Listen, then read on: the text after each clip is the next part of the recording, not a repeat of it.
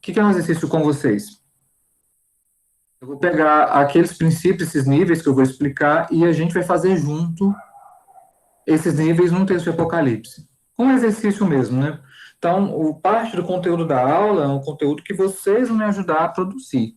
Eu já estudei o texto, já conheço o comentário, já conheço a matéria, mas acredito que é sempre bom a gente produzir o conteúdo coletivamente. Beleza, vamos lá então. Só para explicar essa parada para vocês aqui. Essa. Ótimo. Essa é uma aula extra, então deixa eu apresentar aqui para vocês, só para vocês poderem. Ok. A referência é esse comentário do Bill, tá? Excelente comentário, que eu já deixei o PDF disponível para vocês. Ok. O Bill, ele fala de 4 níveis de comunicação. Até hoje o autor que eu vejo que falou disso, né? Não sei se alguém mais depois revisou, assim, após a obra dele. Eu posso conferir. Mas ele distingue 4 níveis, especialmente a partir de Apocalipse 4, tá, galera? Esse princípio, esses 4 níveis não servem, por exemplo, já para as cartas, as 7 cartas. E vai ficar claro por quê. Ele vai falar de distinguir 4 níveis para nos, na parte que ele introduz a interpretação do Apocalipse. Então, esses 4 níveis, é claro que vão variar de acordo com o texto, né? Então, alguns textos, alguns níveis ficarão mais claros, outros não, mas de alguma maneira eu achei bastante útil esse princípio dele, nos ajuda bastante a ler as visões de Apocalipse. Primeiro ele fala de um nível linguístico. O que ele chama de nível linguístico? O nível do registro do texto em si, da escrita do texto. Nós estávamos comentando ontem, não só o Apocalipse de João, mas toda a literatura apocalíptica, a gente pelo menos entende até o momento que a escrita da obra é posterior à visão.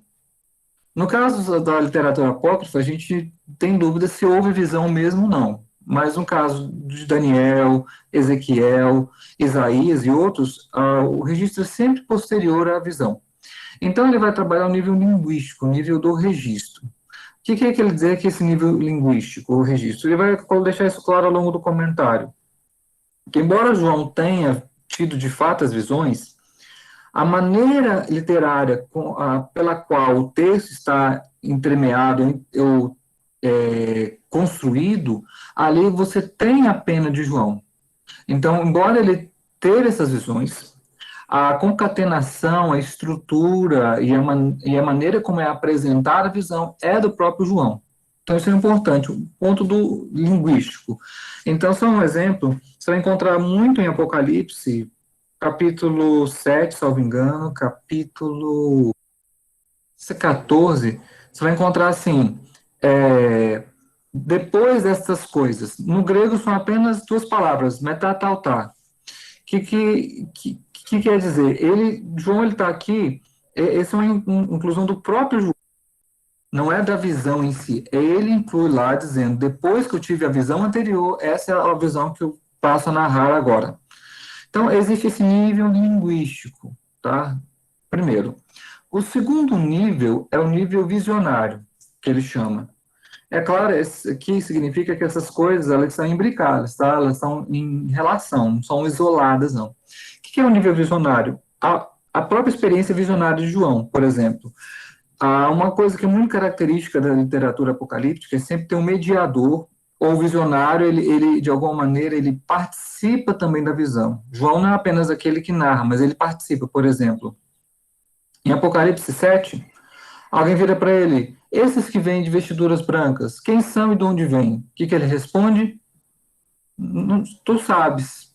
Assim, ele participa também das visões. A visão, você acha que foi do capítulo 1, ele ficou com assim, a visão, ou se é capítulo 1 mesmo, ou outro, a visão, ele fica como que, assim, sem forças, como ele também ficou.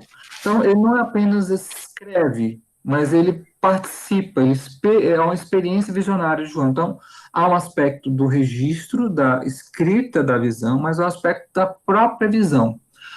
Esse aspecto visionário ele é importante porque as visões que Deus concede a João no Apocalipse, Deus concede num formato, num padrão muito parecido com as visões que ele deu a Daniel, num formato parecido com as teofanias que ocorreram no período de Moisés.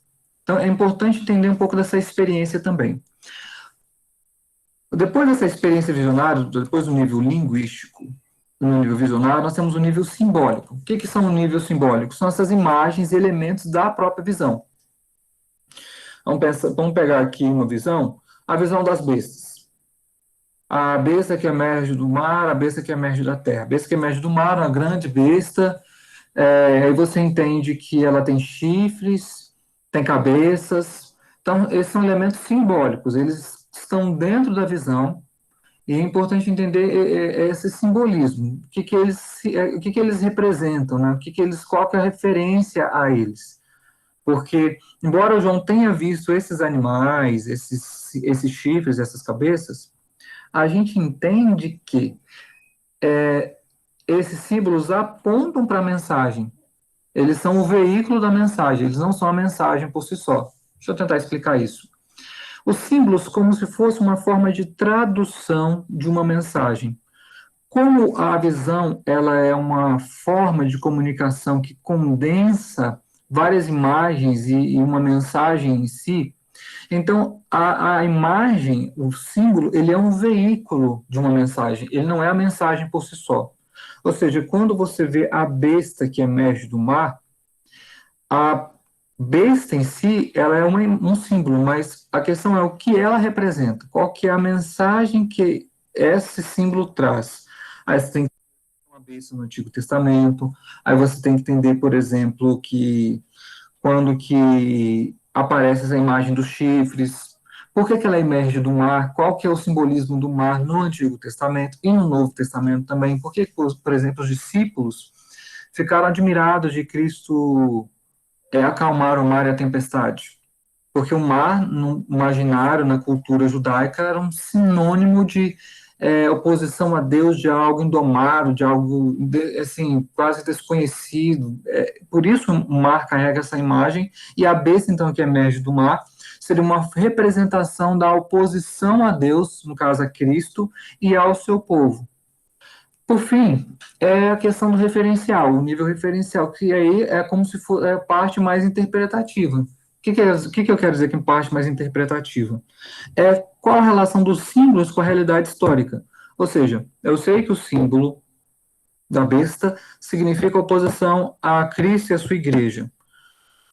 De que maneira isso coloca na realidade histórica? Aí você vai para as 7 cartas das igrejas da Ásia Menor e entende que eles estavam sendo perseguidos, especialmente pelos judeus, tá, galera? Isso é um ponto importante em Apocalipse. O pessoal fala muito, muito, muito de morte de cristãos, de perseguição aos cristãos pelo Império Romano no primeiro século depois de Cristo. Só que as 7 igrejas, as 7 casas das igrejas da Ásia Menor, boa parte das referências à perseguição são perseguições vindas tendo como origem os judeus e não os romanos, e não o império. Existem umas poucas referências em termos assim do governo romano ali nas 7 cartas como uma força perseguidora. Ali a força perseguidora são mais os judeus. Então, esses 4 níveis nos ajudam a ter uma dimensão das camadas em termos das visões de Apocalipse.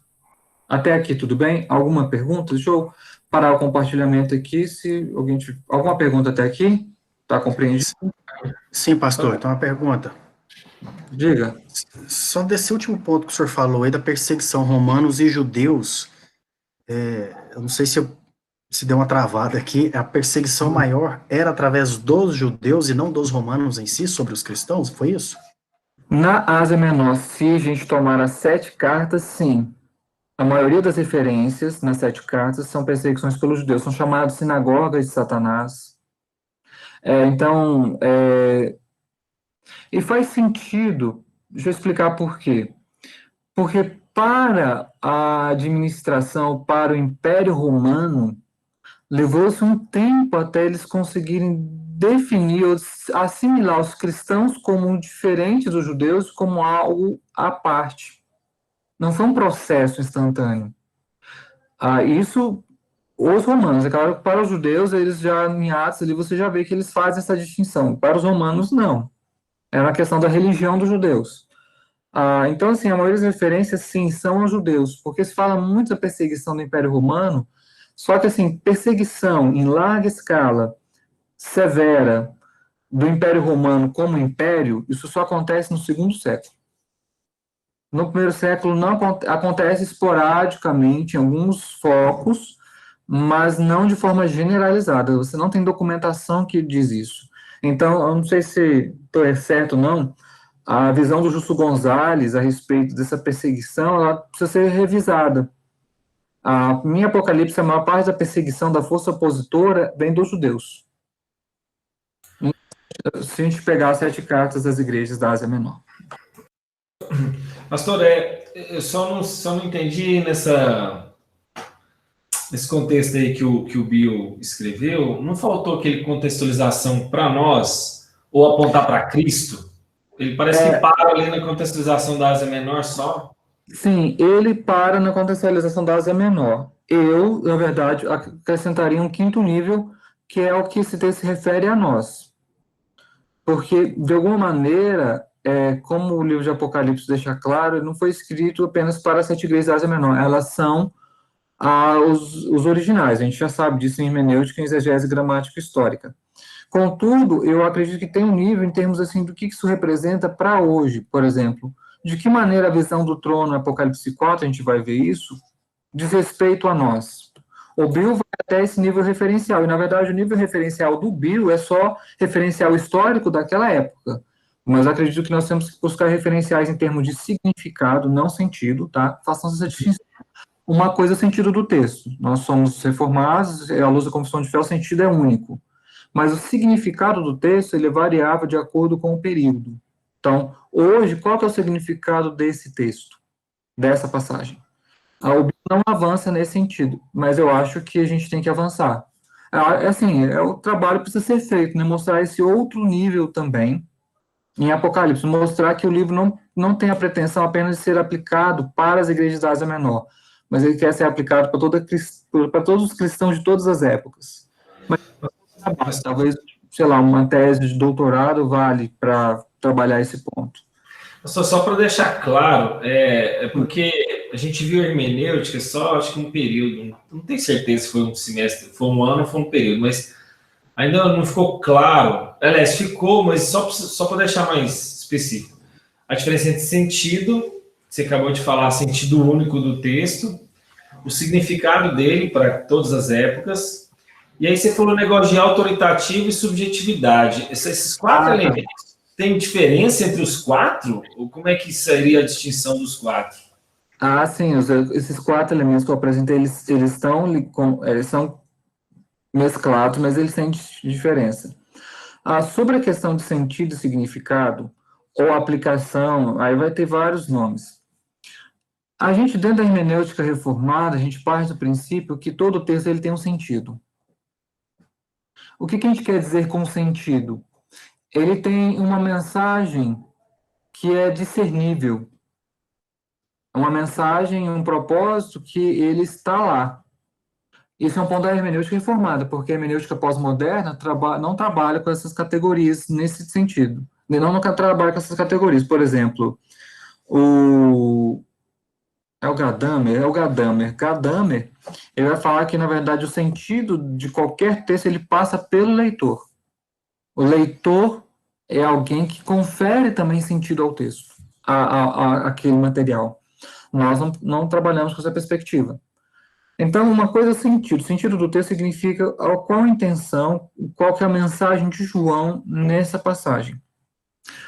Significado seria dizer como isso foi compreendido, como isso se aplica à igreja em determinadas épocas. Por exemplo, para eu e você que somos brasileiros, talvez moramos a vida inteira aqui, Passagens que falam de imigração, de ser peregrino na Bíblia, não tem mesma ênfase para nós, não saltam tanto aos nossos olhos quanto de alguém que vive a experiência de migração. O sentido daquelas passagens sobre os peregrinação, sobre os peregrinos, sobre Israel sair do Egito e tal, peregrinar no deserto, é único. Ele está lá. E na exegese busca esse sentido. Mas a maneira como isso se aplica, ou como nós vamos enfatizar aspectos desse sentido, isso é variável com o tempo. Não sei se ficou claro, eu quero dizer, com sentido e significado. Sim, sim. E você falou um ponto, assim, eu acho uma pena fazer só um semestre de hermenêutica. É muito pouco. Dá assim, só para aguçar, não dá para falar muita coisa. Mas foi 2, Cristo. Foi um ano, né? Foi um ano, né? É porque Um ano, legal. Que bom. Se vocês quiserem, quem não gostar dessa área de hermenêutica, tem que ler aquele livro do Van Hooser, há um significado nesse texto. Tem que ler Verdade e Método do Gadamer como um contraponto. Tem que dar uma olhada na gramatologia do Derrida para ver o que ele fala de desconstrucionismo, para entender qual que é esse debate hoje em termos hermenêutica. E tem que ler também o Severino Croato. É claro, nós não concordamos totalmente com o Gadamer, nem o Croato, nem o... Enfim, nós não concordamos, mas é bom ler essa galera, para entender esse debate. A gente sempre volta ao ponto da confissão de fé, o sentido do texto é único. Mas vamos lá, se eu parar nesse negócio aqui, eu não avanço de jeito nenhum. Eu sei que esse negócio é instigante mesmo.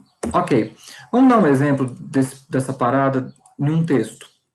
Que é o texto de Apocalipse 7, 19, 7, 8. Alguém aí, por favor, pode habilitar o microfone e ler esses 2 versos para nós.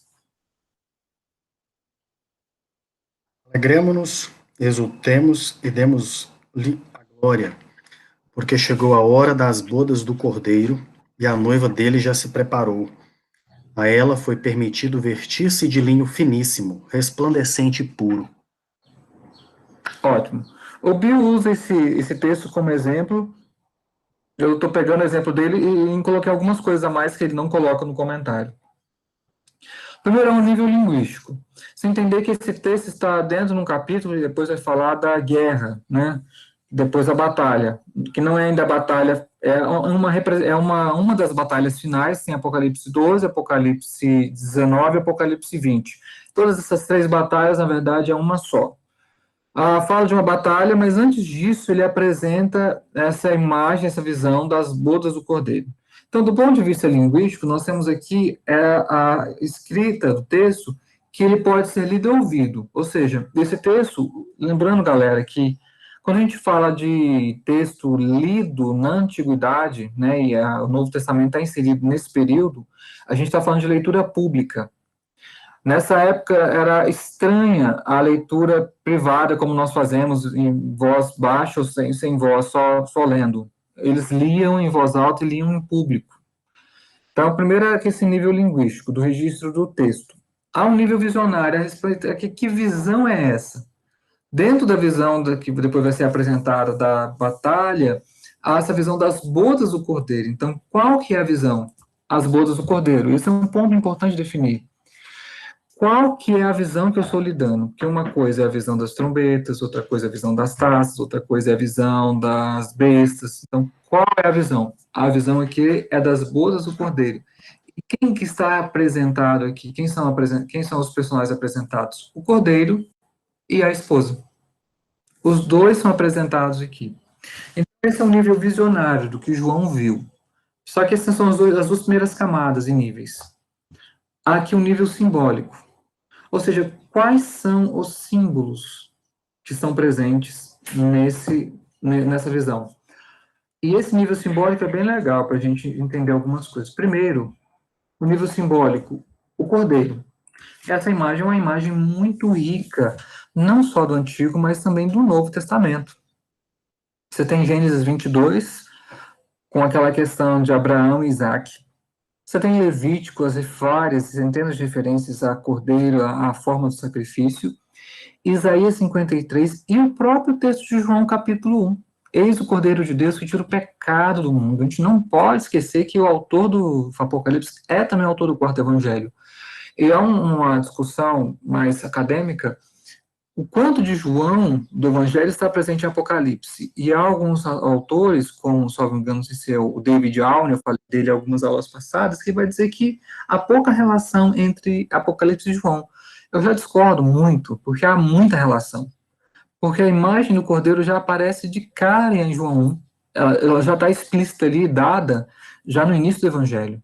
E ela aparece novamente em João capítulo 5, né? Vi o Cordeiro, né? O leão da tribo de Judá, a raiz de Davi. Mas há também a imagem das bodas. E essa imagem, ela é muito interessante. Porque se a gente entende essa imagem no Antigo Testamento, onde ela aparece, e a gente entende como o Evangelho de João trabalha, a gente compreende melhor o uso dessa imagem, esse símbolo em Apocalipse. Por exemplo, alguém leia para nós Isaías 61:10, por favor.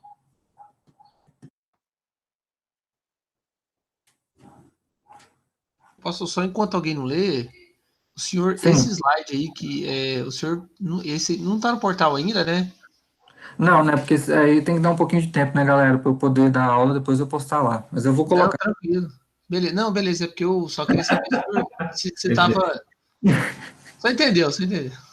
Eu entendi, sim. Só brincadeira. Isaías 61:10. Tenho grande alegria no Senhor.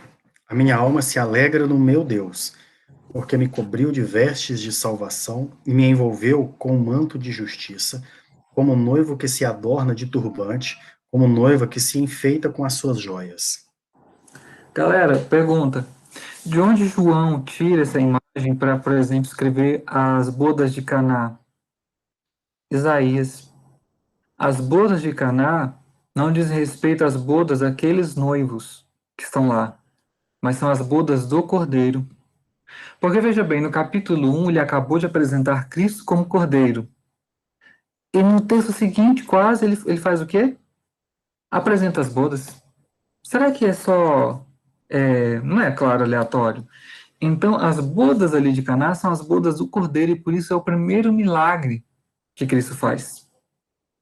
Ou seja, quando João, em Apocalipse 19, vê as bodas do Cordeiro, ele está tanto retomando Isaías, essas bodas, veja que o tema da alegria aparece em Apocalipse, a questão dos mantos de justiça, você vai ver que em Apocalipse também são os atos de justiça dos santos que estão presentes. Aparece o Deus como aquele que é o noivo, e o povo dele como a noiva, adornada com vestes. Então, é só para mostrar assim, que esse nível simbólico ele está presente no Antigo Testamento, ele aparece no Novo e ele é reelaborado ainda em Apocalipse.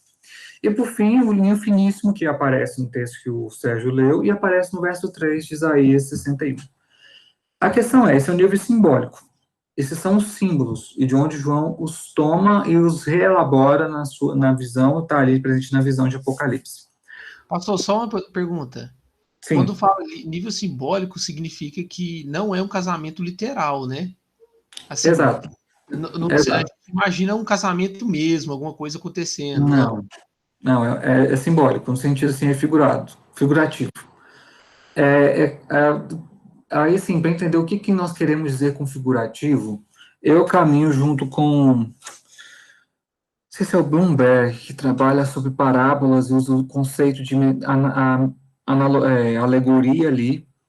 Também eu concordo com o Bill que entender o nível simbólico significa quase como você também usar um pouco de interpretação de parábola, porque aquilo que está posto lá também é símbolo. Por exemplo, a própria parábola das bodas em Mateus 22 é um símbolo, não é um casamento literal, mas é uma imagem para representar o quê? Então, não é literal, isso é figurativo. Ok, e nível referencial? O que a gente quer dizer com nível referencial? A questão é, o que esses símbolos significam? As bodas, em termos rápidos, a comunhão de Jesus com a sua igreja, a união dele com o seu povo. É isso que as bodas representam, em resumo.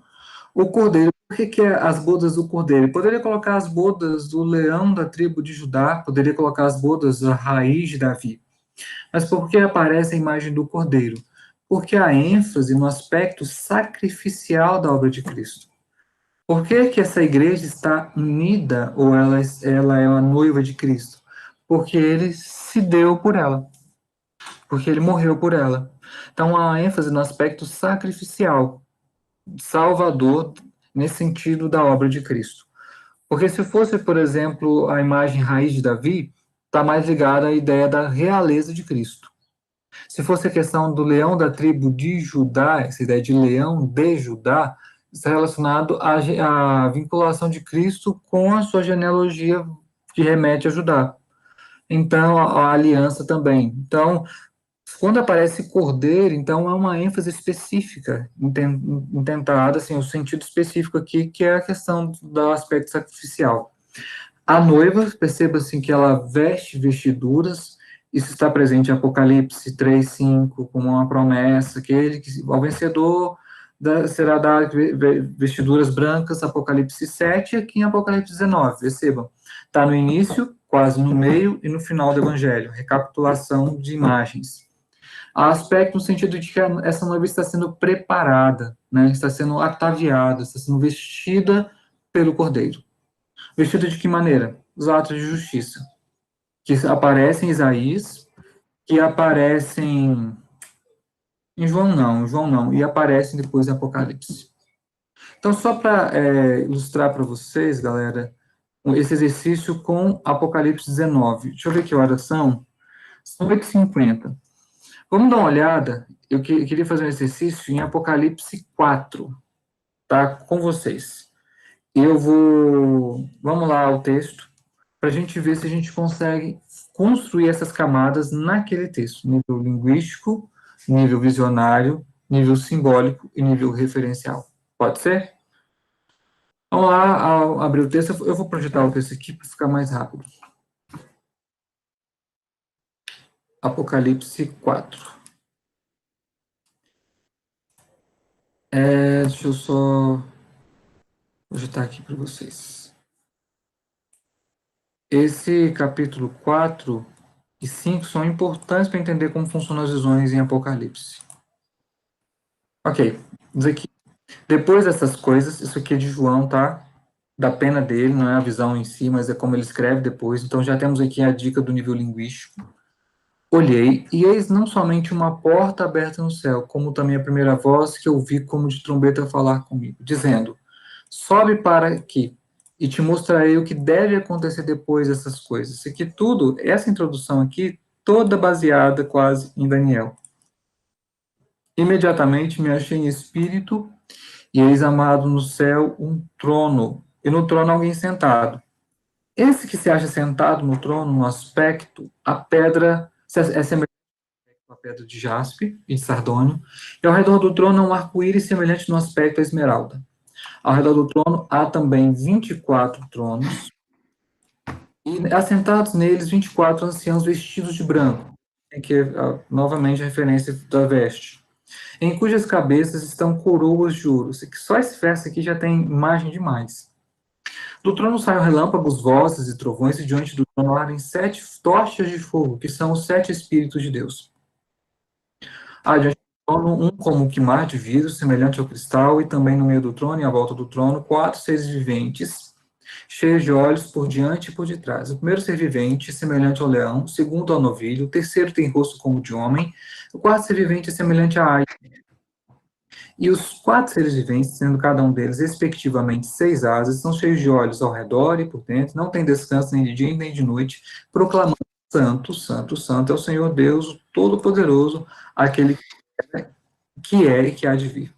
Quando esses seres viventes derem glória, honra e ações de graças ao que se acha sentado no trono, ao que vive pelos séculos dos séculos, os 24 anciãos prostrar-se-ão diante daquele que se encontra sentado no trono. Adorarão o que vive pelos séculos dos séculos, depositarão as suas coroas diante do trono, proclamando: Tu és digno, Senhor e Deus nosso, de receber honra, poder, porque todas as coisas tu criaste, sim, por causa da tua vontade, vieram a existir, foram criadas. Esse é o texto. Vamos lá. Agora, com vocês, vamos tentar aqui pensar alguns desses níveis para a gente poder conversar melhor. Em termos do nível que a gente chama linguístico, da escrita do texto. O que a gente poderia colocar aqui de questões importantes?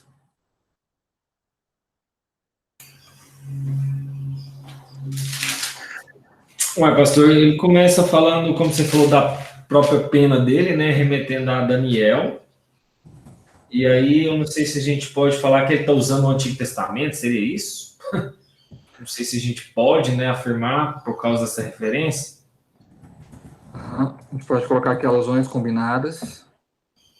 Essa visão, ela está logo imediatamente após qual o texto? As igrejas. Pois é, das cartas das igrejas.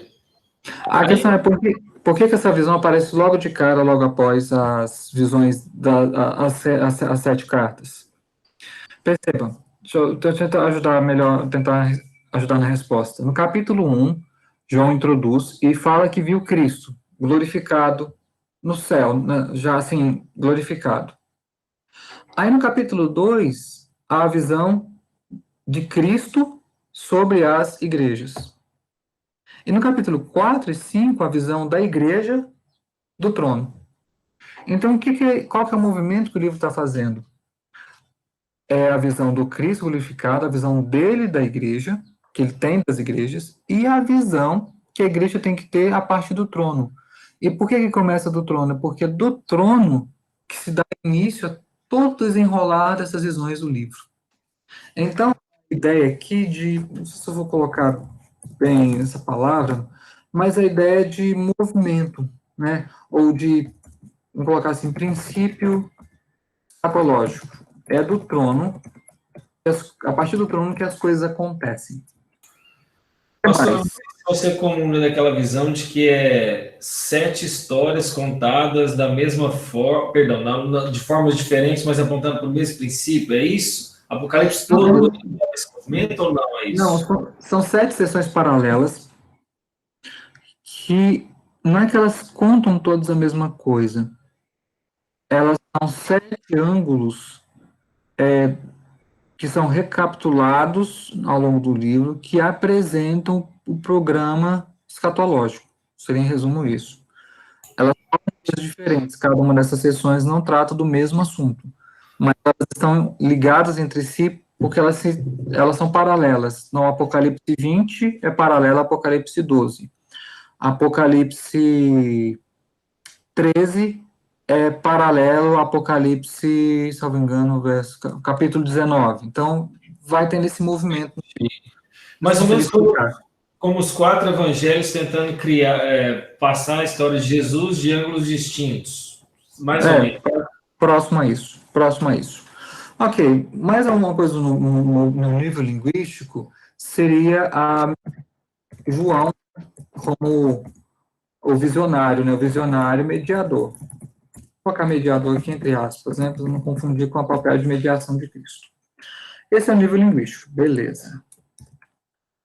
Agora vamos para o nível visionário.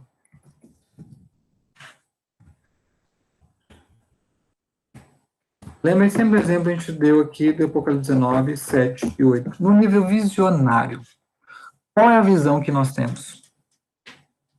Do que diz respeito, do que se trata essa visão?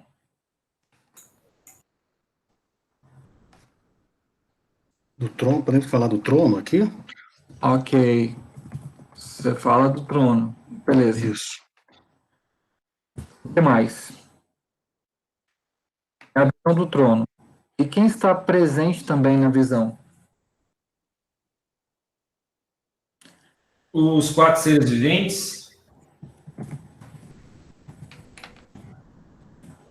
Temos aqui os 24 anciãos. Então, está no nível visionário. É isso que João vê. Há um desenrolar como se fosse uma liturgia aqui do texto. Apocalipse é bastante litúrgico nesse sentido. Porque a visão, ela vai tendo um enredo.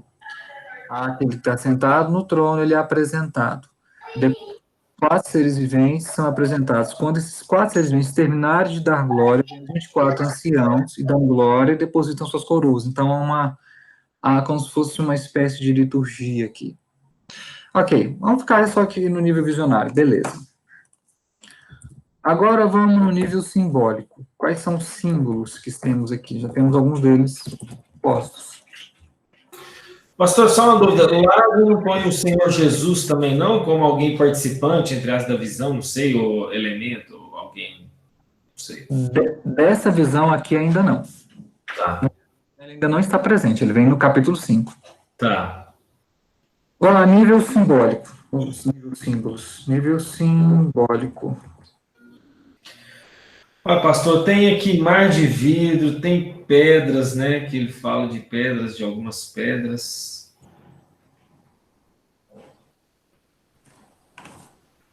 Os 4 seres viventes.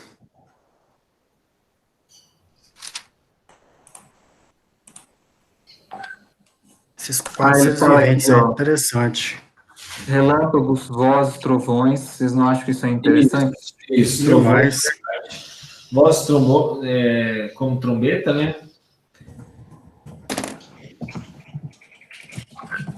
Tem o Espírito de Deus, né? Apresentado aqui. Pastor, nesse nível simbólico, eu mantenho os mesmos símbolos lá do nível visionário? Posso manter, né? Pode, é claro Porque que. tem um significado, né? É, só uma distinção importante. Quando a gente fala nível visionário, a gente entende essa visão é a visão do trono. E na visão do trono existem vários símbolos. Claro que começa com o trono. Então, só para distinguir que a gente repete os elementos, alguns elementos do nível visionário, mas não todos. Sabe? Porque a visão em si, do que trata a visão? A visão trata da visão do trono. Então, qual que é o tema da visão? A ideia da visão? A visão do trono. Aí, dentro dessa visão do trono, tem esses elementos simbólicos. Não sei se eu te respondi, Sérgio. Ainda fazer essa diferença. O nível visionário é como se eu estivesse vendo a partir do trono, né? O nível visionário seria o seguinte, que tem uma visão do quadro todo, por exemplo. Deixa eu mostrar para vocês aqui, de forma mais clara. Eu gosto demais desse site.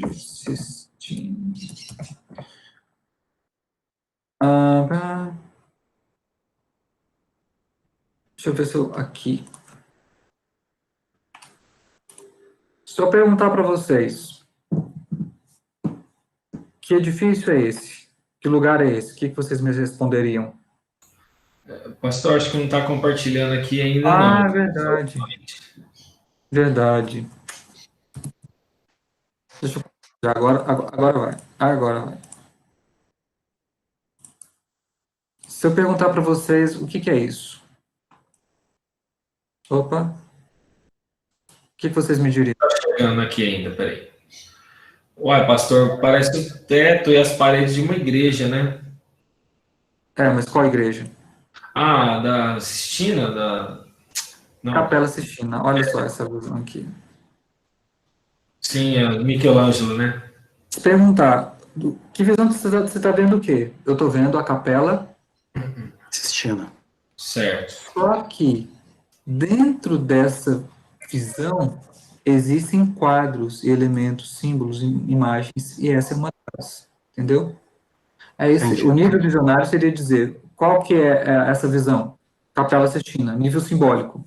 Eu tenho aqui uma representação de um homem, como se fosse talvez Adão, renascentista, nu para ressaltar o aspecto da transição da arte medieval para a arte renascentista, e Deus aqui, né, representado aqui nessa imagem de Michelangelo. Lindo, né? Essa imagem é muito bonita. Então, o nível visionário seria o quadro como um todo. No nível simbólico seriam as partes do quadro, os elementos específicos desse quadro. Ficou claro agora? Sim, ficou ótimo.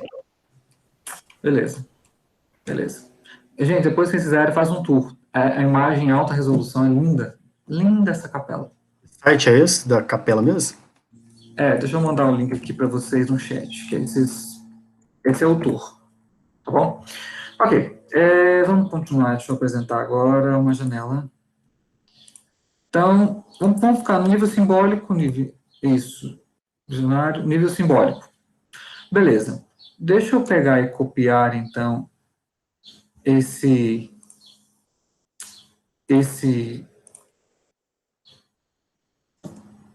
Uai, Cadê? Estou tentando apresentar aqui só a parte que eu estou escrevendo. Agora foi. Beleza. Vamos ficar só com as 7 tochas, né? Que ele já disse. Que vamos pegar só como exemplo. Esse é um nível simbólico.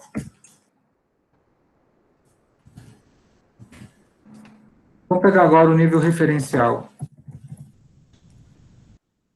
O que esses símbolos significam? Pastor, mas as pedras também já não colocaria nos símbolos, não? Ou não? É porque é o seguinte, as pedras, o Hendrickson faz isso, pedra tal significa isso, pedra tal significa outro. Só que eu acho que a preocupação do autor não é que a gente fica preso a todos os detalhes da visão. Sim.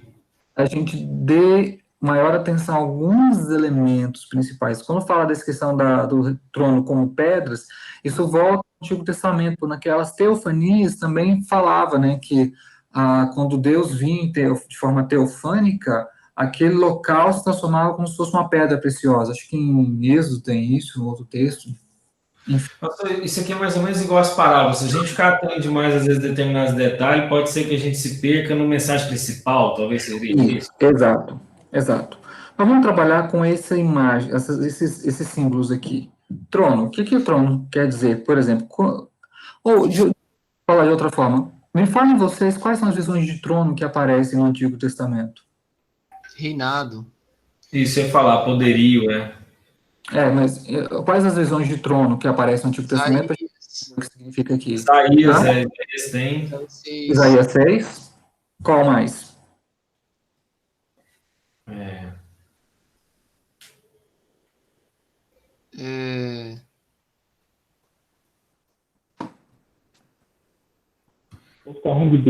Deixa eu dar um Google aqui, pastor, peraí.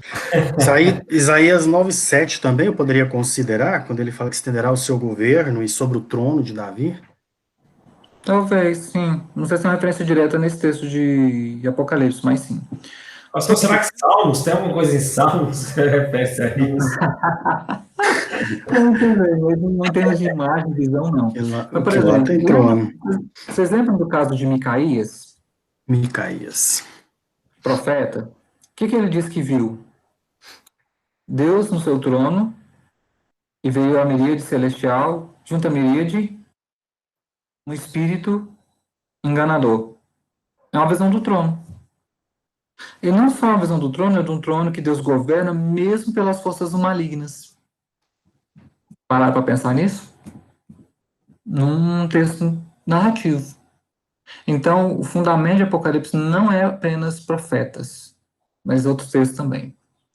Então, vamos colocar o trono aqui.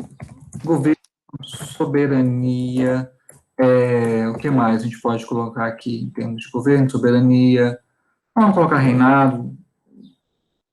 Ok, 4 seres viventes. Quem são eles? Leão, águia...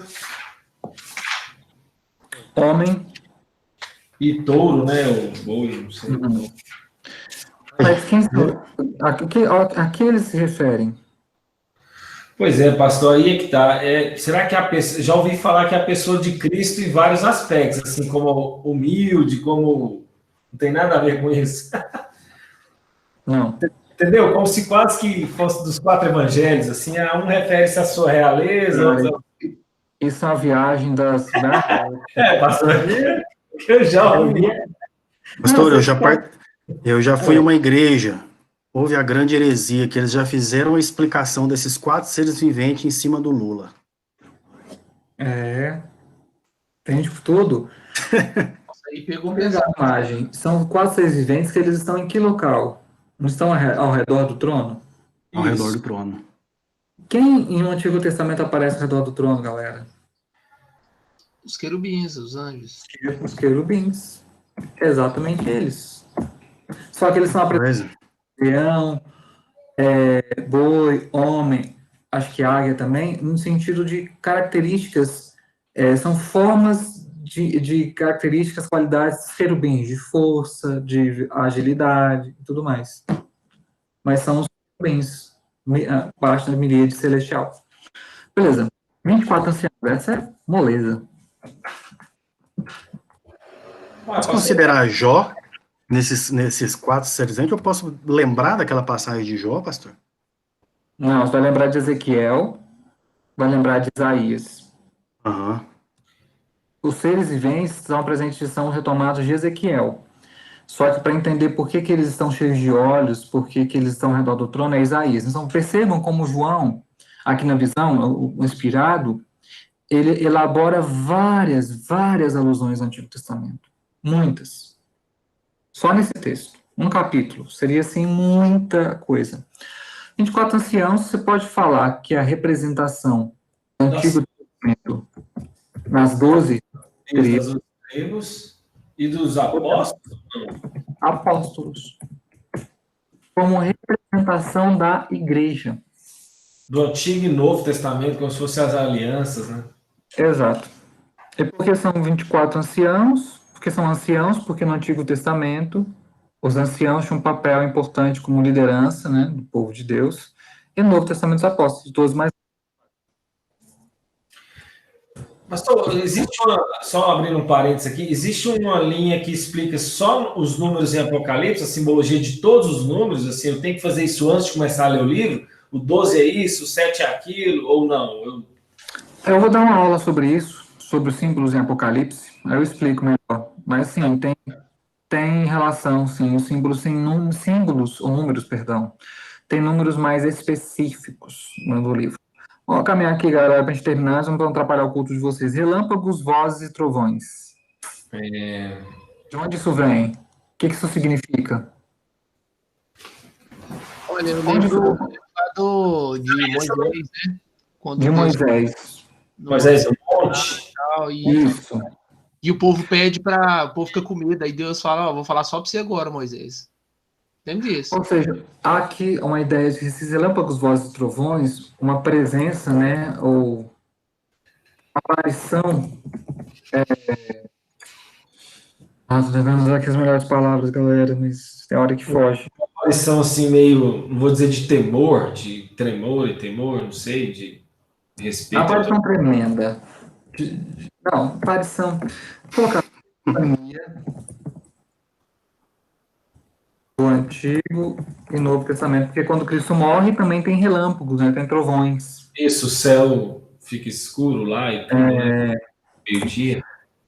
E as 7 tochas, o texto já diz para nós. São 7. Então, é o Espírito de Deus. De onde ele retoma essa imagem dos 7? 7 Espíritos de Deus, 7 tochas. Isaías 11. Repousará sobre ele o espírito de conhecimento, de sabedoria, de temor, e tal, e tal, e tal. Lá ele cita 7 características: temor, sabedoria. 7. Pastor. Oi. Eu tô curtindo a aula, não tô querendo que acabe não, mas é porque o culto nosso tá marcado para começar 9h10. Eita, não, deixa eu terminar aqui, porque senão o pessoal puxa minha orelha. Beleza. Aí é o seguinte, de repente a gente conversa em outro momento sobre como aplicar isso aqui para a igreja. Que aí tem a ver com o sermão, tem a ver com o sentido do texto para aquilo que ele representa para o público hoje. Muito bom. 4 níveis, só isso que precisava saber. Deu para entender? Demais. Uhum. Beleza. Galera, é isso por hoje. Eu vou interromper a gravação. Bom culto para vocês. A aula vai ficar